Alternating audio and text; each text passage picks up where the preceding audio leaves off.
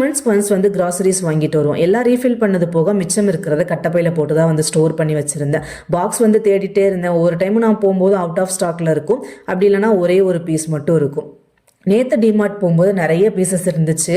அதுலேருந்து ஒன்று செலக்ட் பண்ணி வாங்கிட்டு வந்திருந்தேன். இதில் 3 சைஸ் அவைலபிளாக இருந்தது. எனக்கு மீடியம் சைஸ் போதும்னு மீடியம் தான் வாங்கிட்டு வந்திருந்தேன்.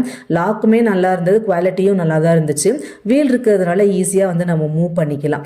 பிரேஸ்லெட் பண்ணுற திங்ஸு, மெஹந்தி பண்ணுற திங்ஸ், இது எல்லாத்தையுமே ஒரு இடத்துல கசகசன்னு போட்டு வச்சுருந்தேன். அதையுமே எடுத்து பாக்ஸ் வாங்கிட்டு வந்து நீட்டாக வந்து அரேஞ்ச் பண்ணி வச்சுட்டேன். இதுலேயுமே லாக் நல்லா இருந்தது, ப்ளஸ் கேரி பண்ணுறதுமே ரொம்ப ஈஸியாக இருந்தது. ஸோ எல்லாத்தையும் நீட்டாக அரேஞ்ச் பண்ணதுக்கப்புறமா பார்க்கவே அழகாக இருந்துச்சு. பாப்பாவுக்கு பர்த்டே அப்படின்றதுனால ஸ்வீட் பண்ணலான்னு ஸ்டார்ட் பண்ணேன். பாப்பாவுக்கு குலோப் ஜாமுன் அப்படின்னா தான் ரொம்ப பிடிக்கும். அதை தான் வந்து ரெடி பண்ணேன்.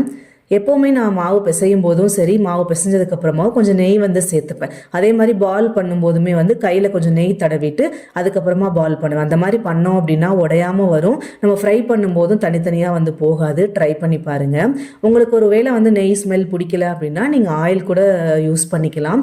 ஸ்மெல் இல்லாத ஆயிலாக யூஸ் பண்ணிங்கன்னா எனக்கு கொஞ்சம் நல்லாயிருக்கும். ட்ரை பண்ணி பாருங்கள்.